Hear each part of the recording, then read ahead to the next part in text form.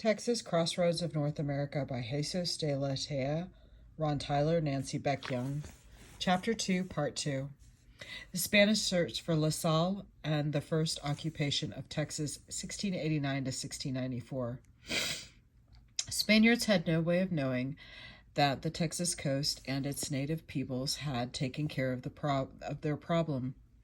With only a rough idea of which direction La Salle's ships had sailed, colonial authorities organized a number of maritime and land expeditions to search for the French. Ultimately successful in locating the site of the French colony was Alonso de Leon, governor of Coahuila and seasoned frontiersman. Born in Nuevo Leon in 1639, he had studied in Spain and served in the Spanish Navy before returning to the frontier and becoming an accomplished Indian fighter. In 1689, accompanied by Friar Damien de Massenet, he undertook a fourth land expedition, during which he came upon the ruins of the French post. The sight of human remains, of loose pages torn from the books, of everyday household belongings scattered within the compound, moved one of Leon's men to compose a poem commemorating the event. The first verse, as translated by La Salle, historian Robert Weddell, reads in part, "Sad and fateful sight, where prevails the dark of night, because misfortune's whim brought thy people death so grim. The cruel enemy pressed his heartless hand upon thy breast, upon thy innocence so mild, sparing not the smallest child. Although the smallest child had not been spared, 5 children had survived the final Indian attack. Carranca women protected 4 of the Talion family children and 1 other boy, all of whom were adopted into the tribe but later ransomed by the Spaniards. In spring of 1690, Leon and Massenet returned to Texas one last time to make sure the French were gone and to establish relations with the area Indians. After carrying out the victory's orders to burn the French post and recovering some of the surviving French children from various Indian groups, Leon proceeded to the land of the Tejas, where, assured of the Haciendas' continued interest in conversion, he placed Massenet in charge of Mission San Francisco de las Tejas. He also invested in the headman of the neighboring village with the symbol of Spanish authority, a staff with a cross. This ritual, in Leon's perspective, initiated Cato's vassalage to the Spanish crown. What the Hasinai leader thought of Leon's instructions that he and his people should respect the missionaries, learn the Catholic faith, and become Christians, we will never know. According to Leon, the headman willingly accepted the staff and promised to do as asked. The Hasinai Kadai most certainly did not see this and other early exchanges the way the Spaniard did. Catos had long been in indirect communications with Spaniards from New Mexico and northern New Spain through their Humano trading partners. The horses and trade goods that they acquired through middlemen might now be available directly from the new arrivals, who seemed to be offering gifts and a willingness to remain among the Catos to make relations permanent. Hasinai leaders were probably very wary of the Spaniards because there were no women and children among Leon's company. For the Catos and neighboring peoples, all male groups tended to indicate hostile intentions, while mixed groups signaled peaceful intent. But the presence of the images of the Virgin Mary seems to have served as an adequate substitute the willingness of Spaniards and Frenchmen to participate in a variety of Caddo rituals that helped establish trust and alliance also acted in the Europeans' favor at the beginning. What Spaniards took as Indian difference was, from the Hassaniya perspective, merely the establishment of diplomatic and commercial ties with new partners. Nevertheless, the absence of women among Spaniards and the celibacy of the missionaries did not sit well with the Hassani and would shortly prove disastrous to Spanish interests.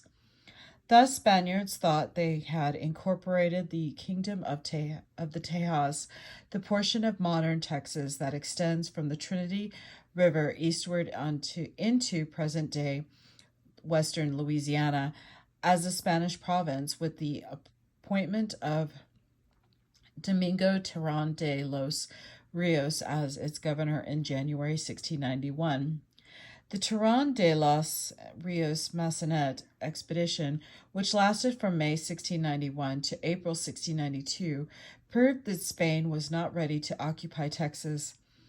Throughout the entrada, which was meant to secure a permanent Spanish presence and remove any lingering Frenchmen in the area, the governor and missionaries quarreled. The winter of 1691 to 92, which caught Terán de los Rios in what is now the Red River country of Texas, Louisiana, and Arkansas, proved harsh and sapped what was left of the expedition's morale. In the end, Terán de los Rios had nothing to show for his year-long wanderings through East Texas, and the expedition withdrew in failure. The first Spanish efforts to occupy Texas did not go well. Mission Santismo Nombre de Maria, which had been founded a few months after the establishment of the mission San Francisco de los Tejas, was swept away in a flood. When the missionaries at San Francisco ran out of gifts, and it became obvious that the Spaniards had little interest in establishing reciprocal trade relations on their terms, the Tejas saw little incentive in supporting or even accepting a Spanish presence among them. Not only have the Spaniards failed economically, becoming dependent on the Tejas for food, they had also failed morally. Ironically, both the absence of women among the friars and the licentious behavior among the handful of soldiers toward Indian women created hostility among area Hassanias. Even the religious ministrations of the friars contributed to the tension, as the Tejas began associating the waters of baptism with death. Finally, in October of 1693, Chief Bernardino, now sporting a French suit of colors, warned the Spaniards to leave. By the end of the month, Friars Massanet and Francisco Hidalgo and a handful of soldiers were on their way to Coahuila. Ironically, waiting for them in the Monclova, the capital of Coahuila, when they arrived in February 1694, was an order from Viceroy to abandon the province of Texas. The French challenge, 1714 to 1722. Overextended and underpopulated by the end of the 17th century, the Spanish Empire was a feeble power, just like its king. The sickly and often irrational Charles II, hoping to forestall French penetration of the Gulf, in 1698, Spaniards established a fort of Pensacola, but the garrison there could do little but watch as French Louisiana came into being, first at Biloxi, then at Mobile, and along the lower Mississippi River. Further complicating the situation was the death of the childless Charles II. When Philip of Anjou, grandson of Louis XIV, ascended the Spanish throne in 1700, the War of the Spanish Succession, known as the Queen Anne's War in English North America, followed. France and Spain were allied against the English, Austrians, Dutch, and various German states. By the end of the war in 1714, Frenchmen occupied a series of Indian trading posts and a handful of strategic ports. Despite their erstwhile alliance with France in Europe, the Spaniards regarded France as their most serious rival in North America. A French trader helps Spain settle Texas.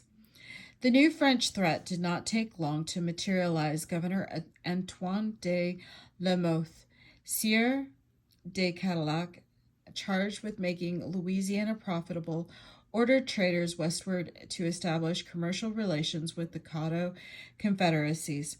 He entrusted the most sensitive assignment to one of the oldest and most experienced residents of Louisiana, Louis Juchard de Saint Denis, whose mission was to establish contact with frontier Spaniards as a prelude to opening a direct trade with the silver mining region of Nueva Vizcaya.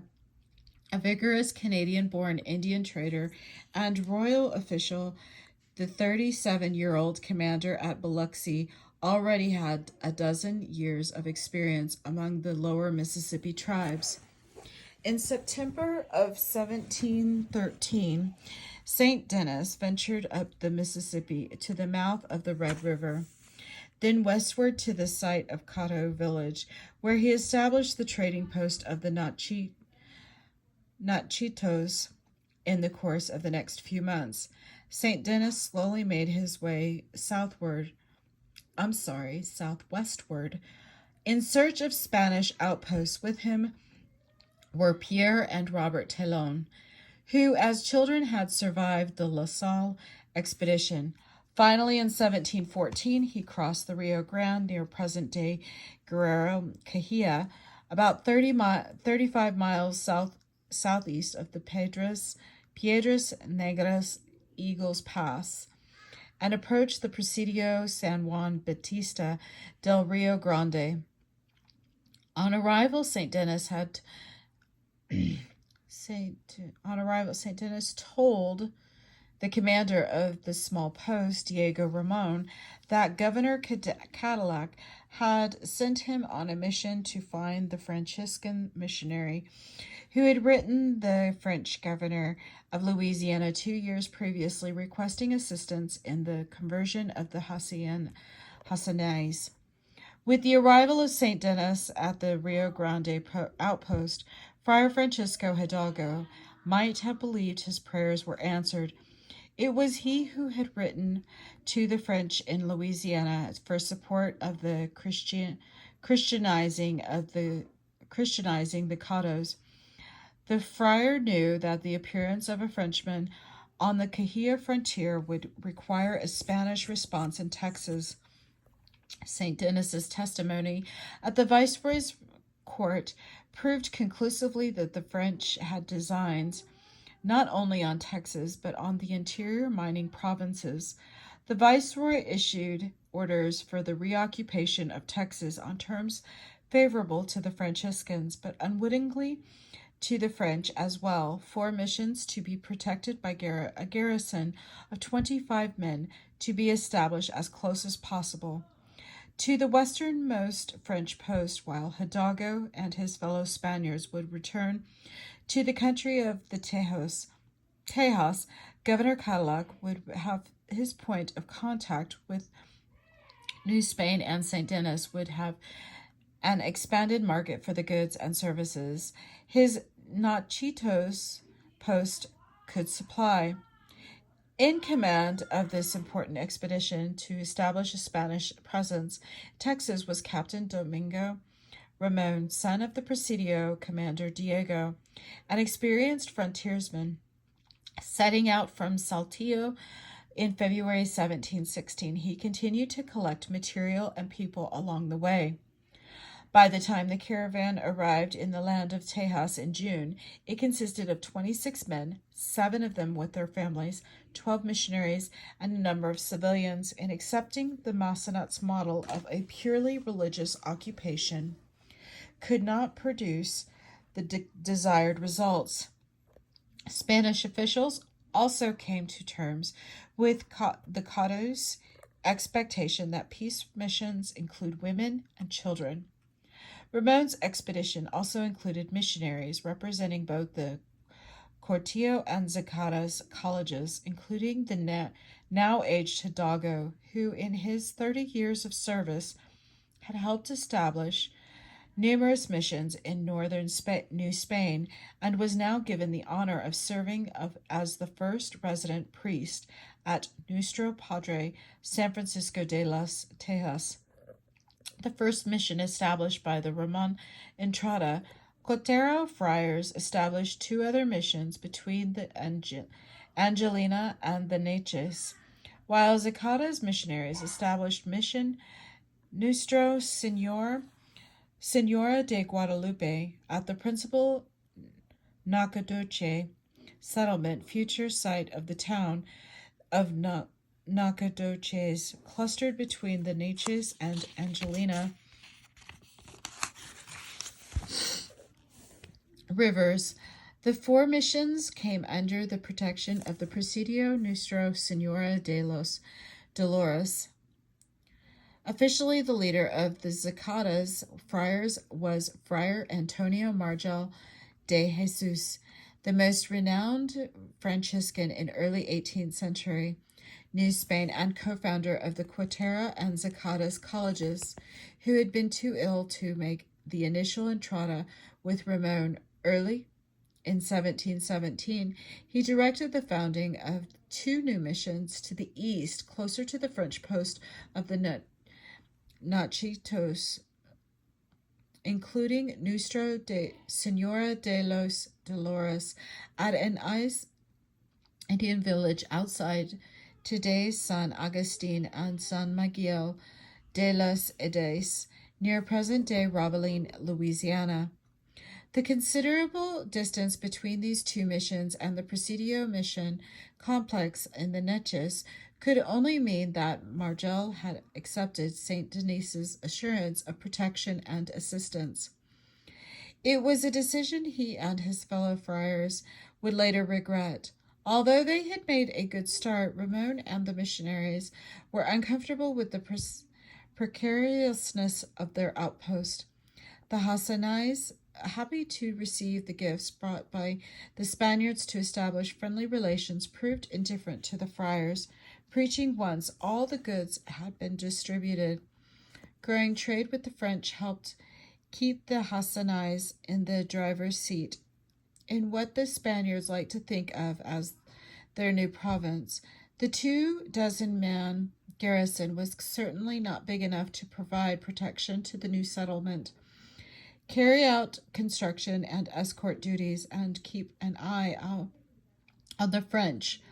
Also, the immense distance between the Neches Presidio mission complex and the Rio Grande settlement, more than 400 miles, made it exceptionally hard to communicate with the interior and obtain supplies. Perhaps more importantly, the Crown's resources were by the early 18th century stretched too far to provide adequately for settlement based on government funding. The Presidio mission settlement model, which had worked to help secure for the Crown considerable portions of the frontier hundreds of miles to the south for over a century, had reached its limits. Spanish occupation expanded. The missionaries' letters and memorials and reports by the Ramones reached Mexico City about the same time as new warnings that the St. Denis and the French and Louisiana were intended on the commercial penetration of northern New Spain. The viceroy was determined not to duplicate the bungled 1690-93 experience when his war council recommended occupying strategic locations on the coast and on the San Antonio River. He moved quickly. The viceroy named Martin de Alarcon governor of Coahuila and Texas, and ordered him to establish a Presidio mission complex on the upper San Antonio River and resupply of the East Texas establishments. Alarcon proved to be the wrong man for the job. However, his recruitment efforts were half-hearted. He had barely enough men to carry out the first part of his mission, establishing a settlement on the San Antonio River. Friar Antonio de San Bienventura y Olivares, who was responsible for founding a mission at the site of the new outpost and on the San Antonio, was so upset with the governor, especially over the quality of the recruits, that he refused to travel in his company. Trailing along with all the property and a few Indian servants from the now closed mission San Francisco Solano, the friar met Alarcon at the San Antonio River on May 1st, 1718. There, Olivares immediately took possession of land and water in the name of the local Indians for the founding of Mission San Antonio de la Valario, today's Alamo. 4 days later, Alarcon founded a settlement that he called the Villa de Bexar in honor of the viceroy's brother and military hero, the Duke of Bejar, which would soon be known as the Presidio de San Antonio de Bexar. Presidio de Bexar and Mission Valario would thus become the core of modern San Antonio. Although he visited all of the East Texas missions, later in the fall, Alarcon failed to reinforce Presidio de los Tejas. He also failed to establish a Spanish presence on the coast. He antagonized the missionaries, and other Spanish residents further alienated the Haciendas and provoked the nearby French by confiscating their trade goods. Well past his prime, the Navy and Army veteran was ill prepared to deal with the challenges of a province that existed more on paper than in reality. The viceroy sought a more vigorous man to take charge of the situation when war broke out between Spain and France in 1719. In the aftermath of war, the Spanish succession, Spain had been an unwilling party to the Treaty of Utrecht, which parceled out various Habsburg possessions, including the islands of Sardinia and Sicily. When Spain attempted to retake these former possessions, France joined in a general European war against Spain. Word of this conflict reached Spanish Texas in a curious way. One morning in June 1719, a small troop of French soldiers from the Nanchokes surprised the missionary and guard at Mission San Miguel and took prisoner all the occupants of the mission hen house. While Lieutenant Philippe Blondel and his men returned to their post with their feathered captives, Captain Ramon ordered the abandonment of East Texas. The episode known in Texas history as the Chicken War set off a chain of events that expanded and solidified Spain's presence in Texas. Spanish Texas reinforced. Excuse me. My legs fall asleep. Okay. By the time word of the French action reached Mexico City's, officials were already preparing to secure their border with Louisiana. A royal decree arrived in May ordering construction of fortifications at Matagordo Bay, the strengthening of missionary activity in San Antonio, and military protection for all missions. Fortunately for the viceroy, the selection of a leader for this expedition proved simple. The Marquis de San Miguel de Aguayo had his eye on Texas for some time. The prospect of serving the king by going to the Texas missionaries' rescue might further his ambitions to expand his wealth and property. While he prepared his campaign, Aguayo authorized Miguel to establish a mission for the Zacatecas College at San Antonio. Dedicated on February 23rd, 1720, Mission San Jose y San Miguel de Aguilo was destined to become the queen of the missions. Even before setting foot in Texas, the Marquis de Aguilo had already carried out one part of his instructions to strengthen the missionary effort at San Antonio. Whereas previous expeditions to Texas had been makeshift, unprepared, and largely unsuccessful, the Aguirre Entrada proved an unqualified success. By the time it set out from the Monclova in mid-November, it consisted of almost 600 men and about 4,000 horses, thousands of heads of cattle, sheep and goats, and hundreds of pack mules. It was the largest and best equipped Spanish force so far to enter Texas, sending one detachment to San Antonio to prevent a French occupation. Aguillo dispatched another to occupy Matagordo Bay.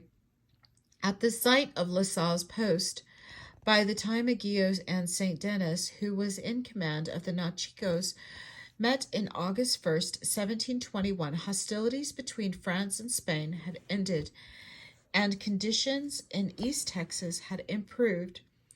Various Caddo headmen pledged their allegiance to the Spanish king, and St. Denis was pleased at the opportunity again to do business with the restored missions and the new presidio at the Aguillo had ordered built near Mission San Miguel de los Andes. For the next few months, Aguillo executed his plan for strengthening and reinforcing Texas. Where there had been 2 presidios before his arrival, now there were 4, including Presidio Los Edes in East Texas and Presidio La Bahia at the site of La Salle's failed colony. He also increased the military personnel in the province from approximately 50 to over 250 men. Aguillo reopened all of the East Texas missions that had been abandoned in 1719 and authorized the construction of new ones, including one at La Bahia called Nuestra Senora del Espiritu Santo de Zuniga. More important, Aguillo seems to have done a good job at Indian relations and left the Spaniards in Texas at peace with all of the Indians except the Apaches, who inhabited the Edwards Plateau and seemed unwilling to enter into friendly relations. Spanish Texas takes shape, 1721 through 1731. Friar Hidalgo did not return to the East Texas missions following the Aguillo's restoration of Spanish settlements. There in 1721, he remained in San Antonio, where he labored at Mission Valario. It was an exciting and dangerous time at the Presidio Mission complex on the edge of the Edwards Plateau. The South Central Texas native peoples who entered the mission spoke a variety of Cohican dialects and were sometimes antagonistic toward each other. Their hunter-gatherer ways were so at odds with Spanish notions of civilized life that misunderstanding, resistance, and sometimes violence colored their relations with Spanish colonials. A mission, Hidalgo well understood, was a risky undertaking, and failure could come from the most unexpected source. Early Spanish-Indian relations. Mission San Francisco Xavier de Nájera was a case in point. Chief Juan Rodriguez of the Sañas, one of several Central Texas Indian groups, collectively known as the Ranchero Grande, had quickly befriended the Spaniards and offered his services in return for a mission for his people. Early in 1722, he and 50 families of Sanos arrived in San Antonio, eager to enter the mission.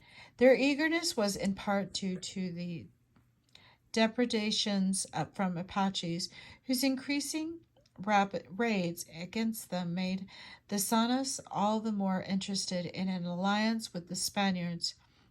When resources for a mission failed to materialize after more than a year, Chief Rodriguez and about a dozen warriors and their families, fearing annihilation at the hands of the Apaches if they stayed at the unprotected Nahira site, befriended the Zaramis at Mission Valaro and took up residence there.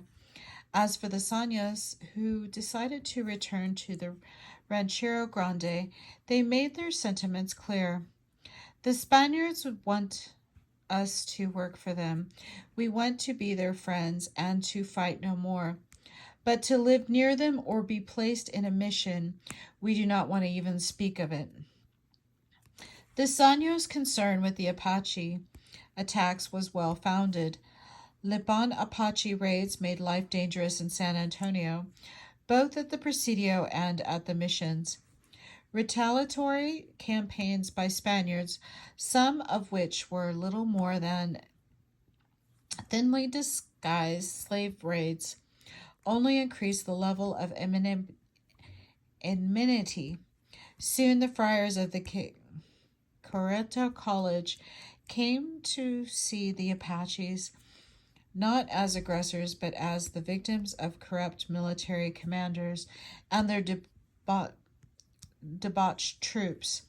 A chronic state of warfare between Apaches and Spaniards ensued for the next 20 years as the San Antonio Presidio Mission complex made an inviting target for the Plains hunters who were slowly migrating to the south in the early 18th century.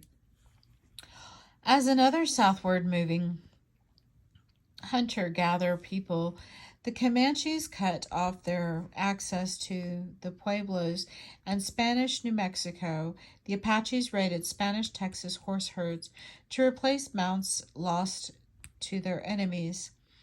The Apaches attacked supply convoys for manufactured items they did not have access to.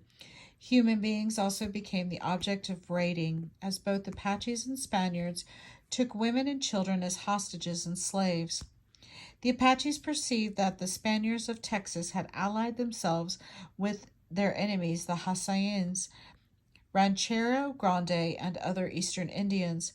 The assimilation of other Indian groups and Spanish captives would give rise to a distinctive Lipan Apache identity, and the Lipans' presence in the Edwards Plateau of West San Antonio would influence Indian-Spanish relations throughout the 18th century. Conflict was not confined to the Apaches, however, as the Karankaw tribes along the Texas coast also proved to be antagonistic to a Spanish presence at... Oh, here's a map. Let you take a look at that. I'll try and clue in.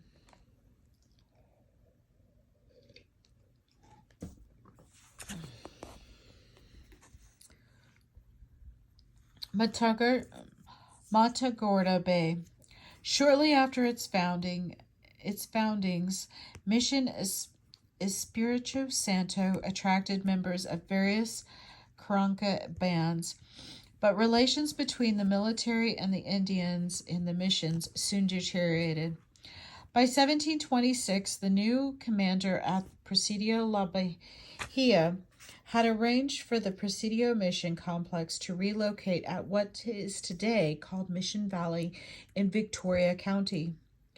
The new location was more helpful, higher ground, better water supply, and secure, and the missionaries were able to attract bands of Aranamas and Tamiquas, Cohicaticolan speaking residents of the coastal prairies. Unfortunately, even at its new location, the community was extremely isolated and was unable to attract civilian settlement. For the next 20 years, Presidio La Bahia understaffed and undersupplied, struggled to survive until one final move in 1749 brought it to the present location of Goliad. In the meantime, the area's independent Indians dictated the terms of their relationships with the Presidio mission complex there, visiting the Spanish establishment only when it suited them. Perhaps the greatest disappointment to the friars and colonial officials alike was the lack of progress they had made with the Hacienda villagers in eastern Texas. As in the 1690s and just before the Chicken War, the Haciendas and other Caddo groups had no real interest in the Christian conversion program. In addition, the Tejas blamed the Spaniards for the epidemics and crop failures they experienced within the few years of their reestablishment. The missions were almost completely devoid of Indians, who only tolerated an occasional visit from the friars. Consequently, neither the missionaries nor the East Texas presidios could feed their residents, and they were forced to rely increasingly on Tejas, French Natchez, or far off San Antonio. These conditions did not bode well for a Spanish long-term presence, and infusion of new blood was needed. A new plan to colonize Texas. From the perspective of Mexico City to northern frontier, Texas in particular seemed to be little more than a money pit, where missionaries, governors, presidio commanders, and colonists exchanged charges of corruption, incompetence, and cruelty toward the natives. The viceroy, determined to get the situation under control, appointed Colonel Pedro de Rivera to carry out a thorough inspection of the frontier defense system, with the goal of saving money and instilling discipline. When Rivera arrived in Texas in August 1727, what he found was shocking. In East Texas, there were no Indians at the missions, and given the peaceful relations with both the Haciendas and the French, the presidios were overstaffed and underdisciplined.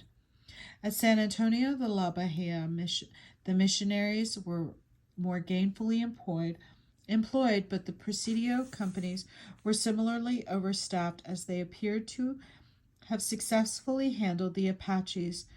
Rivera's draconian reforms called for the abandonment of Presidio de los Tejas, the closing of East Texas missions, reductions in the complements of the remaining 3 presidios, and the recruitment of civilian colonists. The viceroy was completely pleased with the Rivera's efforts. Instead of 4 presidios and 269 men, Texas was left with only 3 garrisons, with a total of 144 billets. The Franciscans were displeased, however, not only because the Querétaro missionaries were forced to abandon East Texas, but because they would get less assistance from the remaining smaller garrisons. Rivera had failed to consider the symbiotic relationship between the presidio and missions. Presidios not only protected nearby missions, they also provided overseers and instructors that helped train the neophytes, new Indian converts, and served as markets for the food crops and animals that the neophytes produced. Because the development of Texas could not rest solely on a few soldiers and neophytes, Rivera agreed with Spanish officials who had reorganized the need for civilian settlement between 1719 and 1727. Various proposals were put forward to bring families from the Canary Islands and elsewhere to help occupy the Texas frontier. Finally, in 1729, the first 10 families of a proposed 400 set out from the Canary Islands for Texas by way of the Havana and Veracruz, then overland to Mexico City, and onward to the frontier. The experiment proved so costly, time-consuming, and inefficient that the viceroy later refused to repeat it. The 56 Ilanos Canary Islanders, who arrived in San Antonio on March 9, 1731, were a fortunate lot, for the crown had granted them certain privileges as hidalgos, members of the lower nobility, and primeros pobladoros, first settlers of the new community. Captain Juan Antonio Perez de Almazan, commander of the Presidio de Bexar and Justizo, mayor, district magistrate, was a busy man. In 1731 it must have seemed as if all the world were descending on him as missionaries. Islano and military settlers lined up for a piece of San Antonio River Valley, concerned for the survival of old world farmers without frontier experience. The captain decided to grant the Islanos farmland and a town site between the Presidio and Mission Villario that came to be known as San Antonio de Bexar, or simply Bexar. The decision, although expedient, brought about considerable conflict with the already established military settlers who lost access to the farmland and irrigation ditch they had helped open to the new arrivals. 4 days before Islano arrived, Captain Almazan had begun dealing with the other group of land claimants that had descended on the fertile and well-watered valley. The Cotero Franciscans from East Texas, the 3 East Texas missions that had been forced to close as a result of Rivera's inspection tour, decided that the San Antonio River was both a safer and more convenient location, along with Mission Concepcion, which occupied the site between Missions Valero and San Jose. Captain Almazan assigned land and water to Missions Capistrano and San Espada. By the end of 1731, Bexar had evolved from a simple stopover on the trail to Texas capital at Los Adais to the province's most diverse settlement. The friars of the 5 missions that occupied rich farmland on alternating banks of the river were busy planning sophisticated irrigation systems, laying out village compounds, and attempting to transform the region's Cohetican bands of hunter-gatherers into villagers. They relied on maridomos, overseers, usually soldiers and former soldiers, to help train, discipline, and supervise the Indians.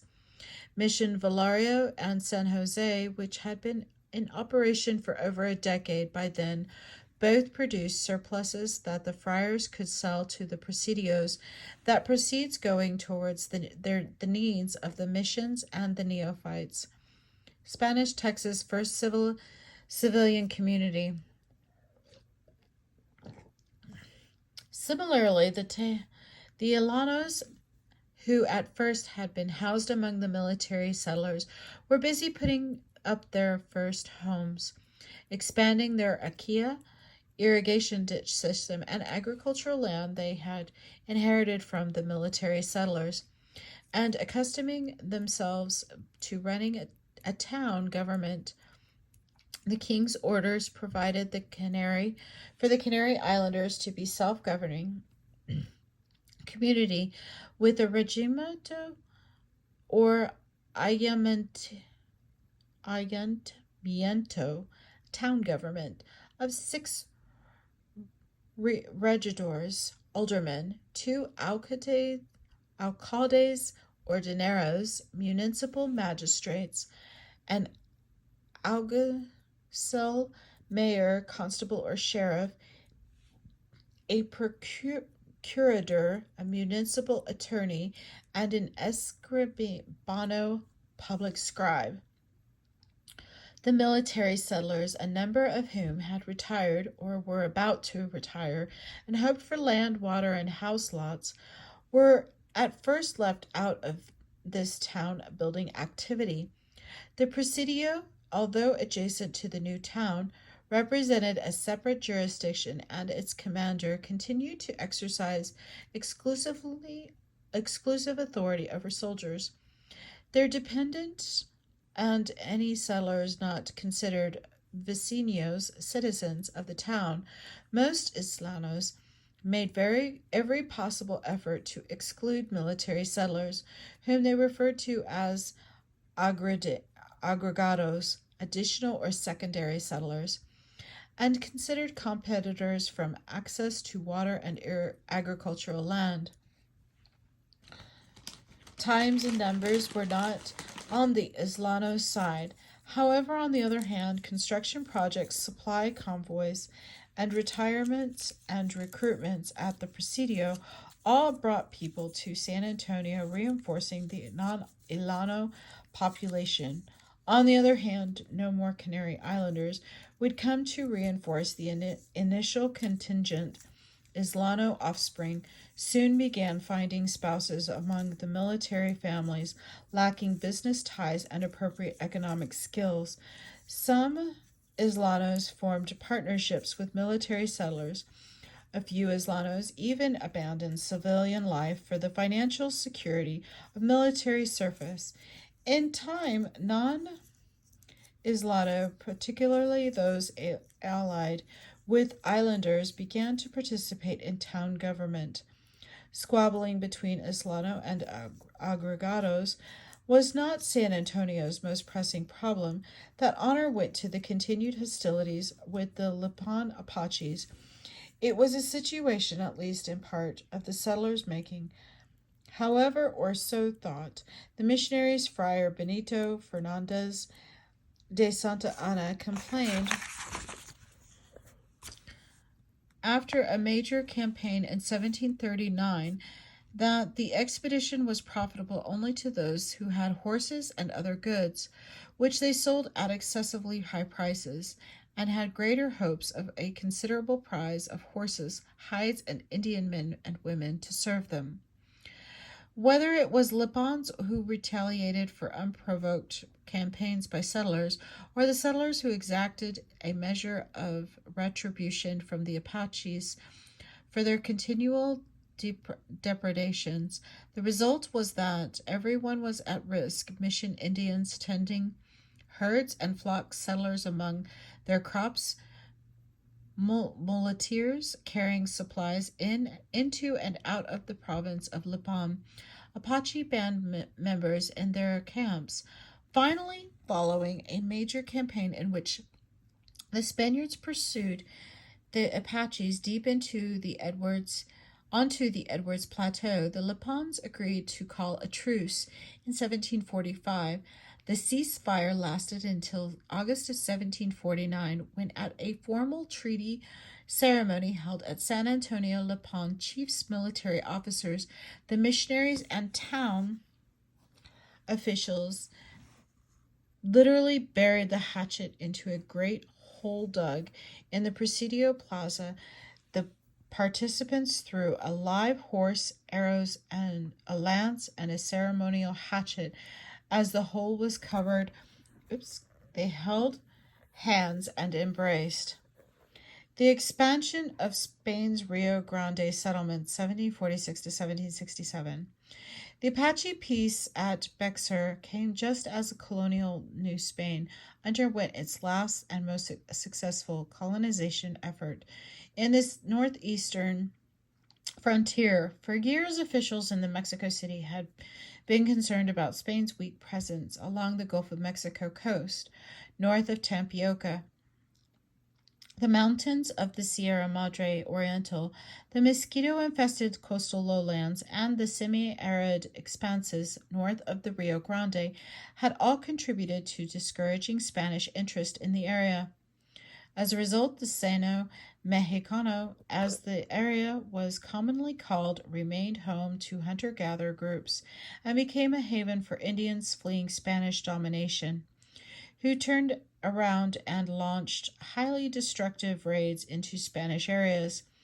In view of growing tensions between England and Spain over colonial boundaries and trading privileges, English occupation of any portion of the Seño would be a strategic disaster for Spanish interests. The Seño Mexicano had to be settled. The Spanish push into South Texas.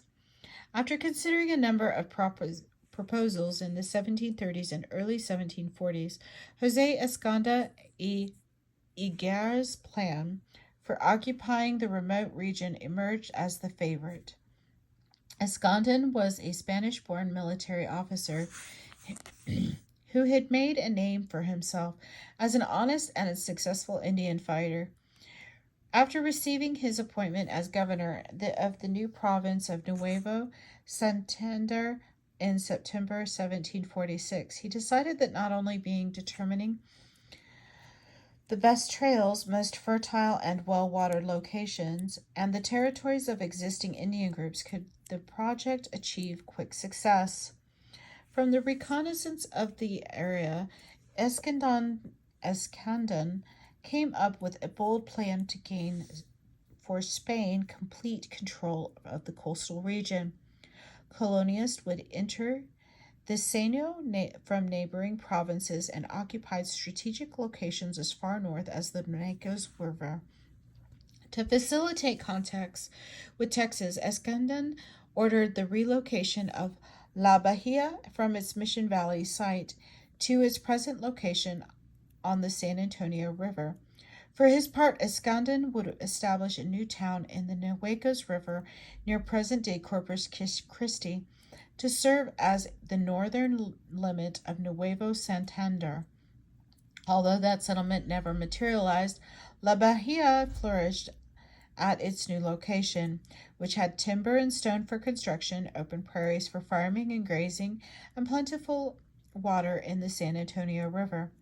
The missionaries shared the optimism of the military community at Mission Espiritu Santo. The Indian population quickly recovered from the move, and by 1758, the initial wooden church and friary had been replaced with a stone and mortar structures. Renewed efforts from the Carancos followed as Friar Juan de Dios Maria Camberos gathered hundreds for a new mission.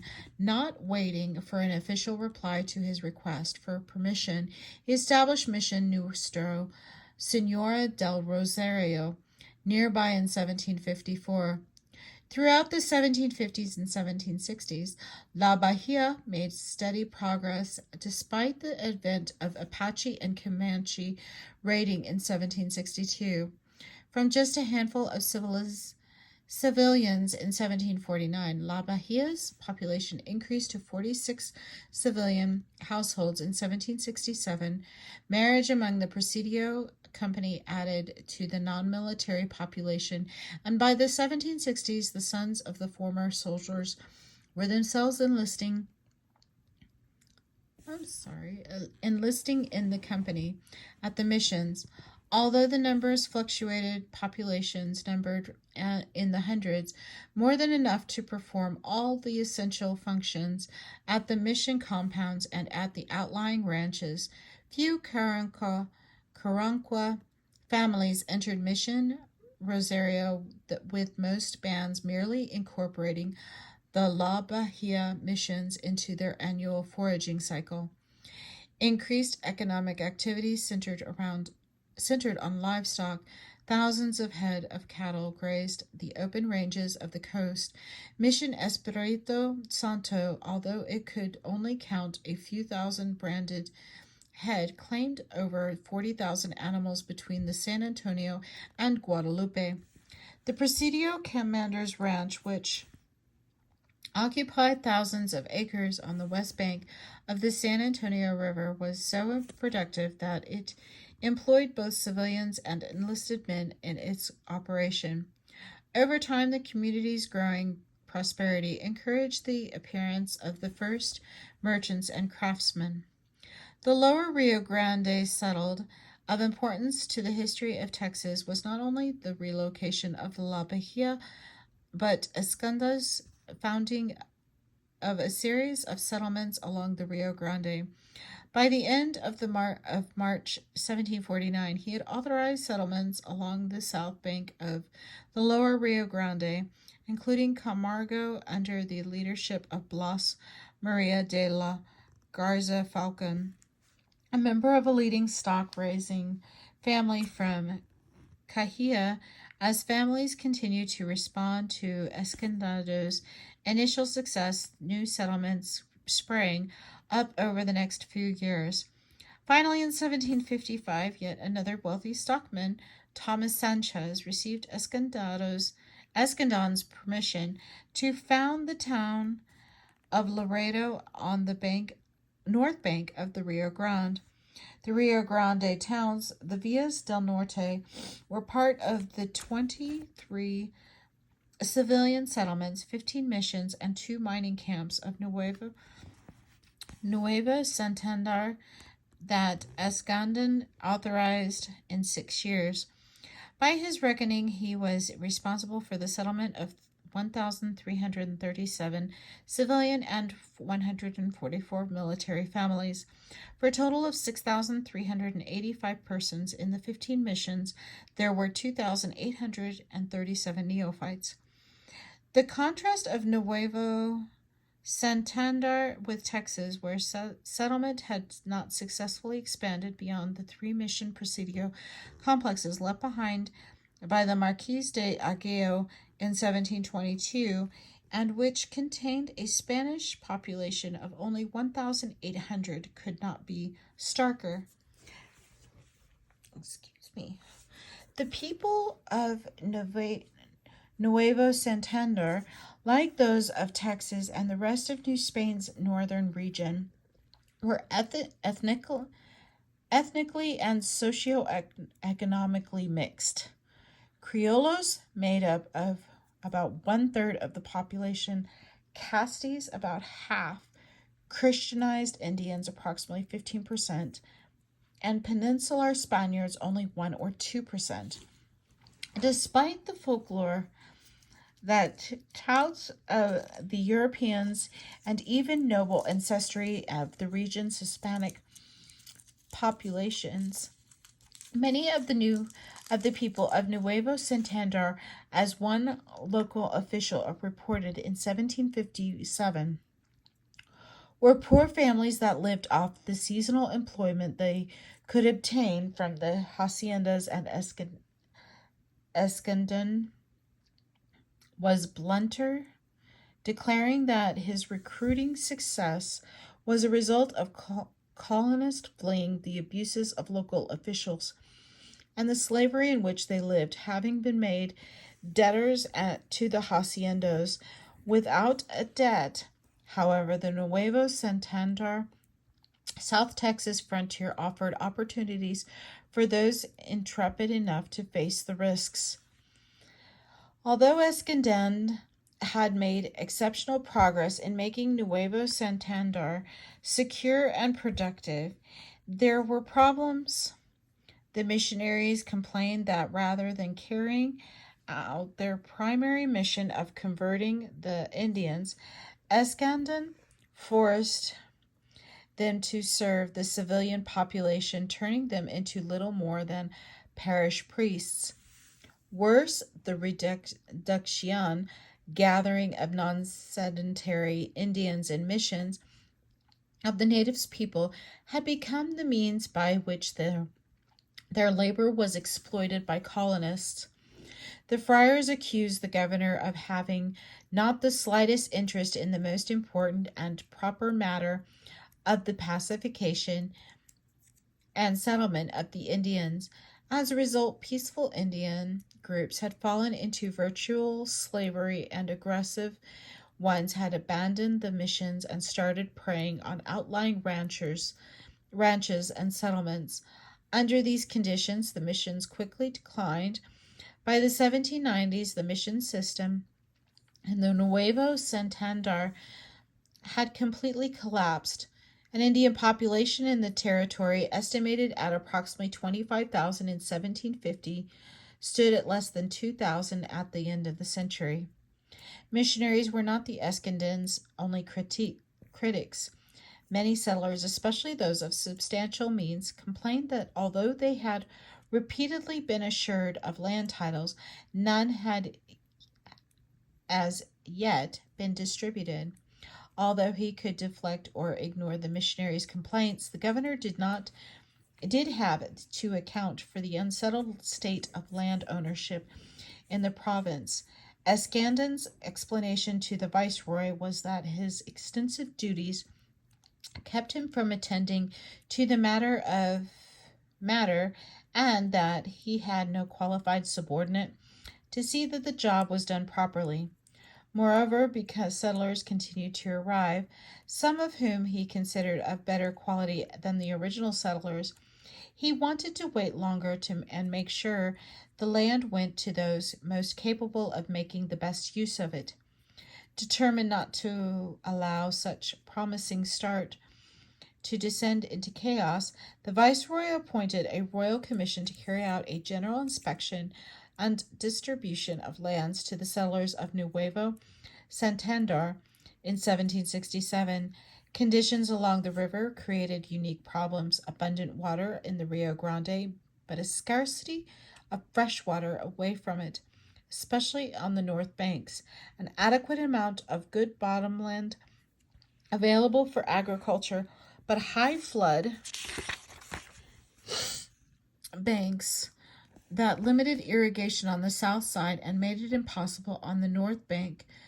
What the local experts who worked with the royal commissions came up with was a unique solution to the complicated issues. When it came time to distribute grazing land, the experts gave each family access to the Rio Grande. They laid out each tract of approximately 8,000 to 10,000 acres with a very narrow frontage on the river. These long, narrow lots, which received the name porcinos, allowed stockmen to move their herds and flocks close to the river during the dry season and graze them away from the stream during rainy periods. On their departure for Mexico City in fall of 1767, the commission left behind a well-settled and quickly expanding ranching kingdom. The commission had issued land grants to over 1,000 settlers, most for tracts intended for ranching purposes.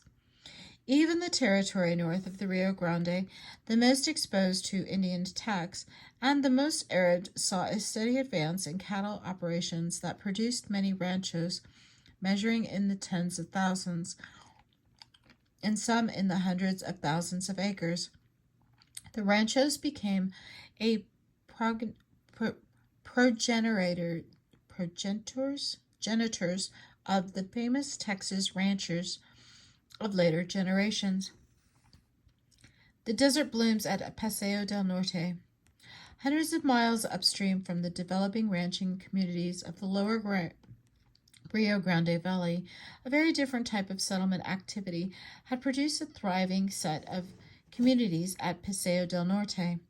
Located at a crucial juncture of the road between New Mexico and Chihuahua, the residents of Paseo del Norte prospered from providing service to travelers and goods to the region. A combination of climate, soil, and the waters of the Rio Grande made the area a desert oasis and ideal verticular country. By mid-century, Paseo del Norte's wines, brandies, and raisins were in great demand throughout northern Spain, New Spain.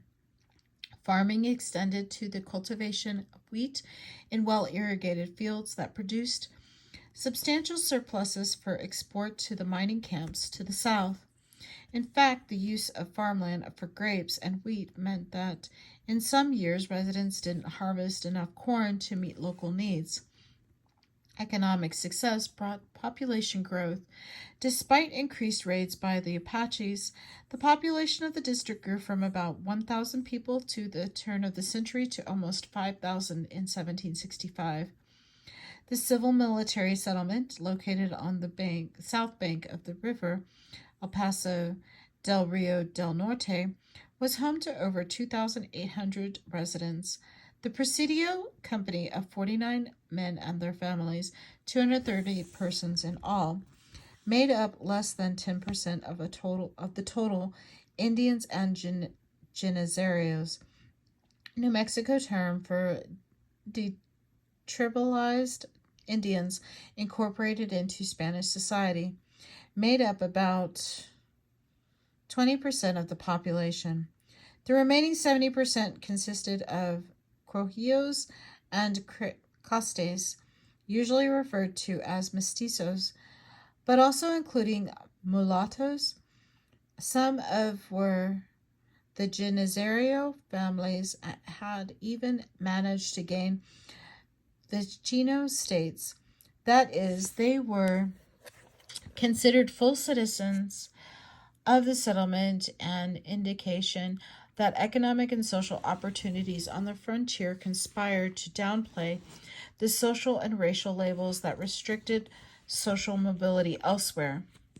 The three mission communities established for area Indians, Guadalupe, Sinuca, and Socorro, also prospered, as did Isleta at the settlements established for the Teja Indians who fled New Mexico with the Spaniards at the time of the Pueblo Revolt in 1680. Although all three communities had substantial numbers of non-Indian living in them by the middle of the 18th century, each retained its distinctive Indian character. As in Nuevo Santander, the Franciscans who supervised these communities also served the area's settlers. Successful as the Paseo del Norte district was, it shared a major problem with the Texas Coahuila and the other northern frontier province, Apache Indian raids. As in Texas, the most important factor contributing to the increase in hostilities was the pressure from the north being put on the eastern Apache tribes, those located east of the Rio Grande. By advancing Comanche's sporadic depredations took their toll, mostly on lost horses and mules, which the Apaches used both for transportation and for food, but also in the occasional killing of field hands. Given the strategic and developing economic importance of the Paseo del Norte district, however, area settlers adapted to the violence. Spanish intrusions in Indian Texas. Unlike Nuevo Santander, where José de Escandón directed an essentially civilian colonization effort, or Paseo del Norte, which occupied a significant economic niche, much of what is today Texas remained fundamentally a religious military frontier. Efforts at expansion in Texas during the 1740s and 1750s were tied to the twin objectives of bringing more Indians into the fold of the Catholic Church and preventing French penetration of Spanish territory. Missionary expansion into Texas. For the Friar Marino Francisco de los Dolores y Viana of Mission San Antonio de Valario, the appearance at Bexar of a delegation from the Ranchero Grande tribes on June 2nd, 1745, was an answer to his prayers and years of patience and hard work. Representatives of the Rancheria Grande, a composite of Atacapan, Tonkawan, Irvipiam, I'm sorry if I mispronounced that, and other local bands, requested that a mission be established in their territory. A large area of central Texas between the Colorado and Trinity rivers, they insisted that friars came to them. As San Antonio was too far from allies and hunting grounds, the Rancheria Grande groups may also have wanted to attract Spaniards to them in order to help keep their enemies, the Lipan Apaches, at bay. Not willing for authorization from his supporters, Mariano and a small support group headed for the Rancherio Grande, he caught up with the Indians in January 1746 near the junction of the San Gabriel River and Bushy Creek, present-day Malam County. He soon had a mission, San Francisco Xavier de Horcastus, in operation describing the land as much better than that found in San Antonio, and there is an abundance of buffalo, deer, turkeys, fish, persimmons, prickly pears, and other fruits used by the Indians.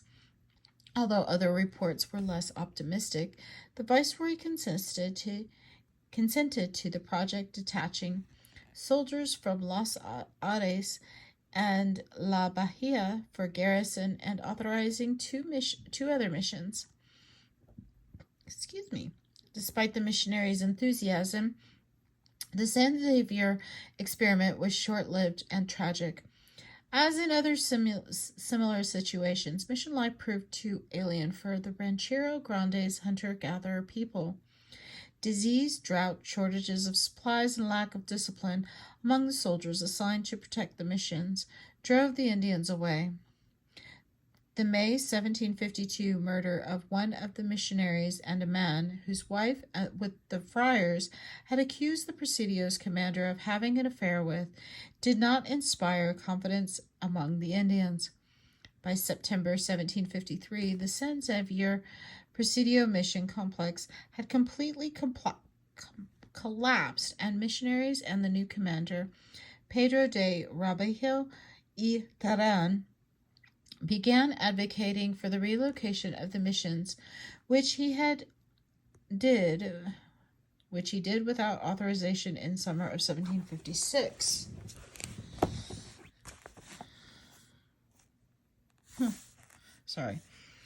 With the retreat of the Spaniards from the San Gabriel, its name a mistranslation of the original Spanish San Xavier, the Ranchero Grande alliance collapsed and disappears from the records. However, one of its component groups, the Tonkawa, was not only survived but became the most prominent native group in the area. For the next 30 years, the Tonkawas would alternate between fighting and trading with the Lipan, Apaches, and Spaniards, but eventually settled into a warring peace with the Spaniards and war with the Lipans. Spaniards and the Apacheria. A number of friars had dreamed for many years of converting the Lipan Apaches. Periodically, individuals, Apache chiefs, approached the missionaries, claiming to want the benefits of Spanish civilization, and some had even brought their families or bands into the San Antonio missions. Accordingly, the Franciscans blamed the Spanish colonists for ongoing hostilities. Mariano's insistence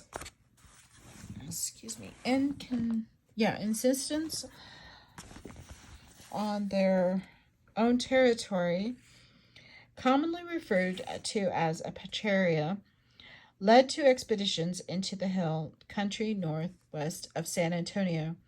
In 1756, Friar Alonso Geraldo de Teresa's rich cousin agreed to underwrite the project. The viceroy gave Colonel Diego Ortiz Perea, a former frontier governor and soldier, military command of the expedition, but gave Torrijos independent authority to negotiate with the Indians.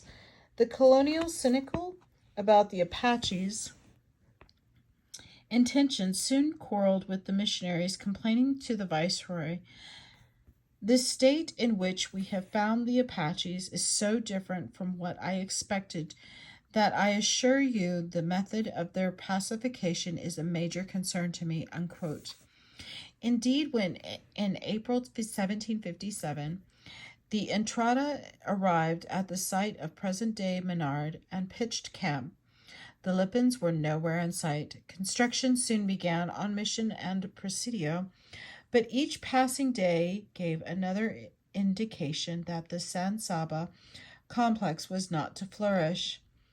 3,000 Apaches appeared near the mission in June, but soon departed to hunt buffalo and raid their enemies, the Norteñas.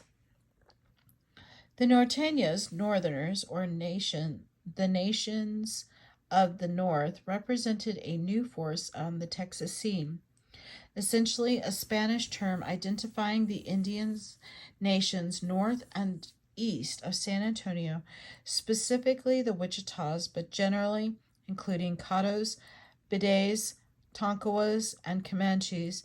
It also represented a broad Indian coalition based on intergroup economic and political interests that pitted them against the Libyan Apaches.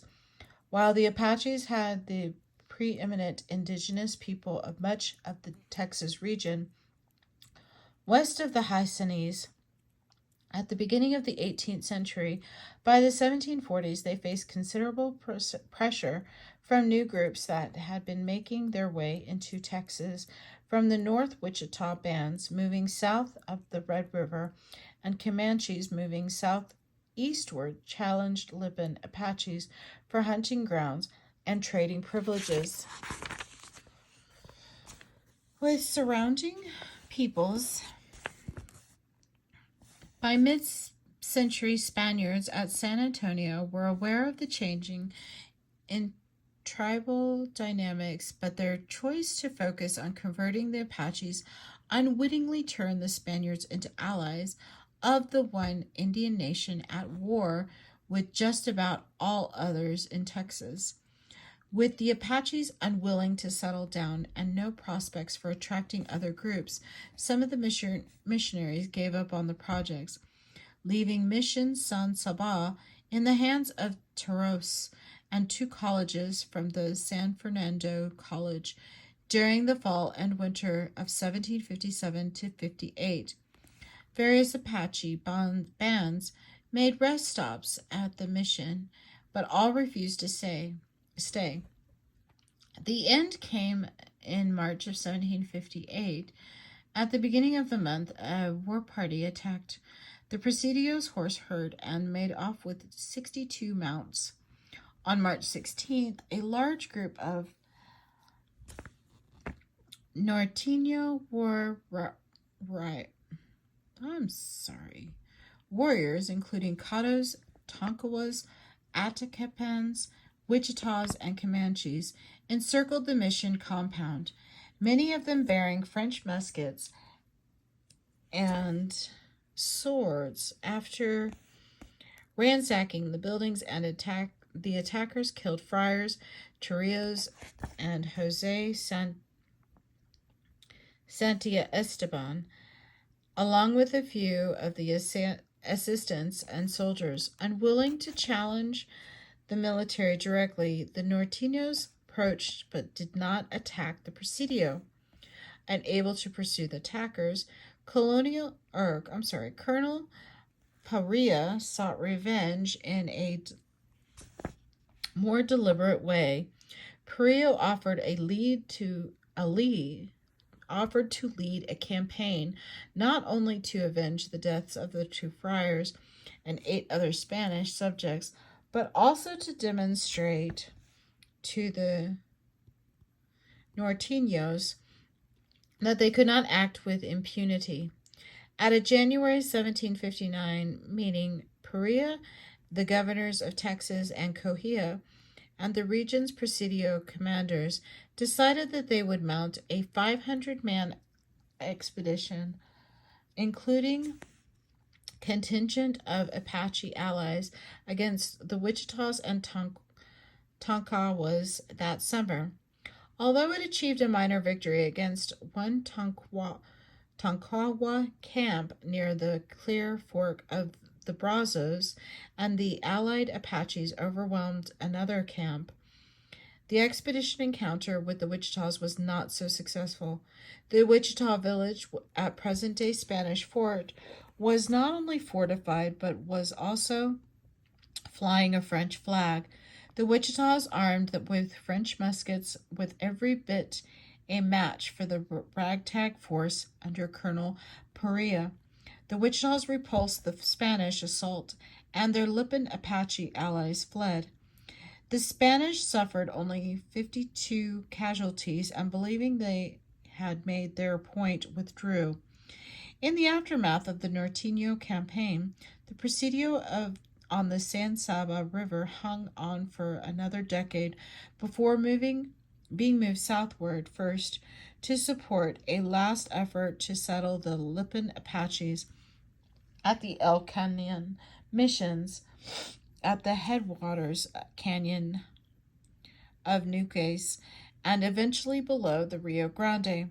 However, the failure at what is now called Spanish Fort near Gainesville, Texas, spelled the end of Spain's hope of expanding into the southern plains from Texas.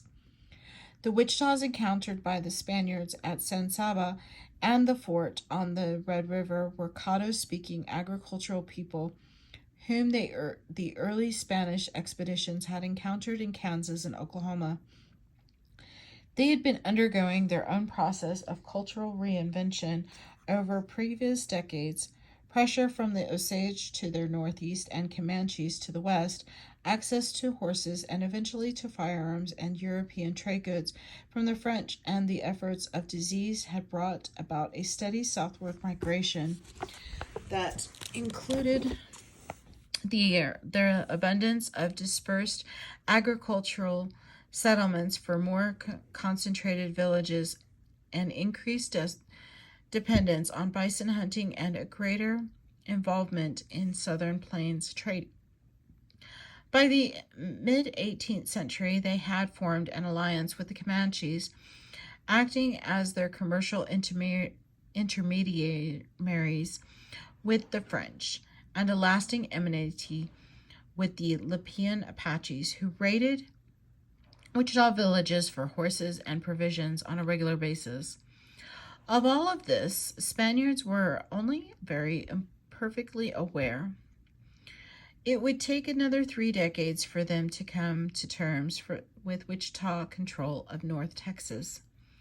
The effects of French rivalry on Spanish-Indian relations. The San Saba episode therefore illustrates 2 major problems with Spain's frontier system in Texas: the inadequacy of the Presidio mission complex for expanding Spain's territory and the inability to prevent foreign access to Indians, who were more than capable of asserting their sovereignty over much of their territory claimed by Spain at San Saba, as at San Xavier earlier. Spaniards came into contact with Indians bearing French muskets, wearing French clothing, and boasting of their ties to Louisiana. Spanish policy against trading firearms to Indians, making conversions to and subordination the paramount objectives in their dealings with the indigenous peoples, a dysfunctional political economy that crippled commerce, and an underpaid and undermanned frontier military establishment all worked against Spanish interest. Spanish security along the Louisiana frontier proved so lax that by the early 1750s, a small party of Frenchmen, under the direction of Joseph Blancpain, was able to establish a trading post on the lower Trinity River. Discovery and arrest of the Frenchman probably reflected the governor's effort to protect his own pocketbook. He was involved in contraband activities rather than to defend imperial interests, but it did set off another abortive attempt to expand Spanish control in Texas. In 1756, Viceroy Marqués de las Américas authorized a Presidio mission complex for the lower Trinity River. By the end of the year, a 30-man post had been established named Presidio San Agustín de Ajaminda in honor of the Viceroy Agustín de Ajaminda y Valerón. Marquis de la Amaryllis holds the distinction of being the only viceroy to have 2 presidios named for him. A mission named Nuestra Señora de la Luz had also taken shape near present-day Onahock in Chambers County. El or Kokizak, oh my goodness, as the complex was commonly called, proved a disaster from the beginning. The Akokisa and Badai Indians, for whom Mission Nuestro Senora de Luz was built, showed little interest in settling down permanently at this location as they had at San Xavier missions a few years earlier. The 30-man garrison at the Presidio suffered great privation as flooding and the stifling heat and humidity made it difficult to keep the Presidio stores stocked and crops growing well. About the only thing that made life bearable for the garrison was trading in contraband, the very thing they were there to prevent.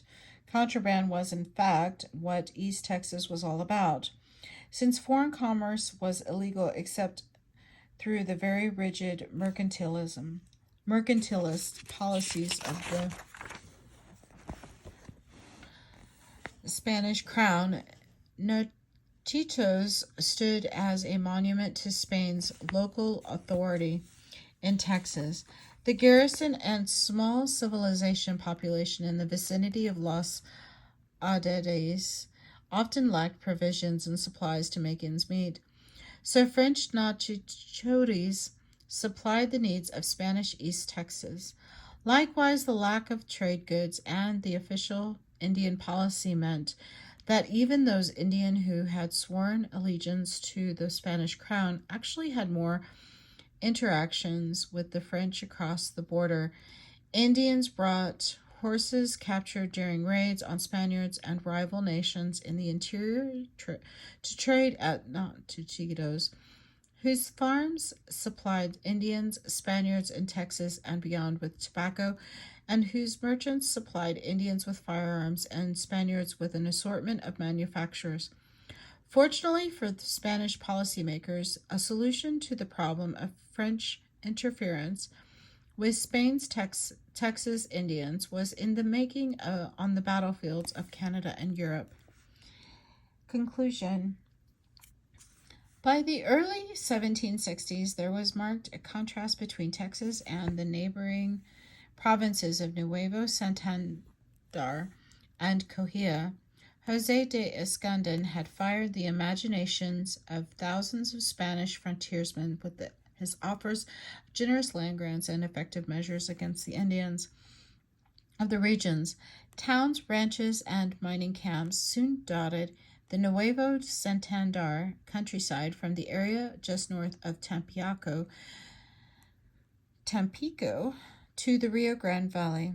Even the least settled part of the new province was the semi-arid prairies of what is now South Texas, began to see the expansions of a ranching culture that played a significant role in New Spain's economy. Similarly, Coahuila, although the progress was slower, the subjugation of the province's Indians led to the founding of new towns and great haciendas. The Apaches remained a constant menace, but the province showed signs of flourishing, especially in the realm of livestock production. In Texas, however, Spanish civilization was stalemate by Indian cultures capable of successfully fending off both its military might and its religious blandishments.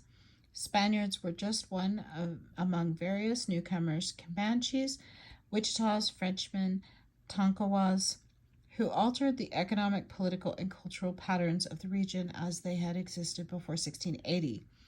As Wichitas and Comanches asserted themselves as Texas people, and Frenchmen established themselves as the representatives of European commerce, Spaniards continued to hold on to the idea that they were sovereign.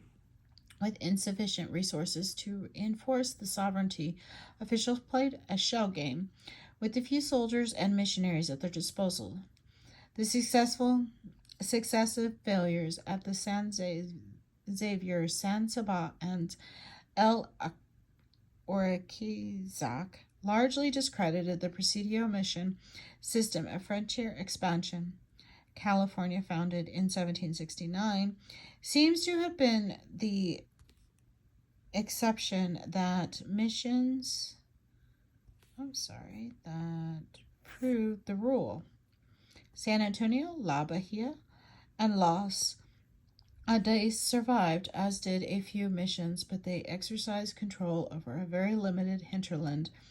If the Spanish crown really wanted to fully incorporate Texas into an empire, it would have to try something different. Here is the suggested reading.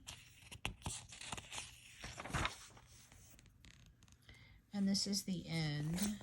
I'll try and get as close as I can. This is the end of chapter 2, part 2. Thank you.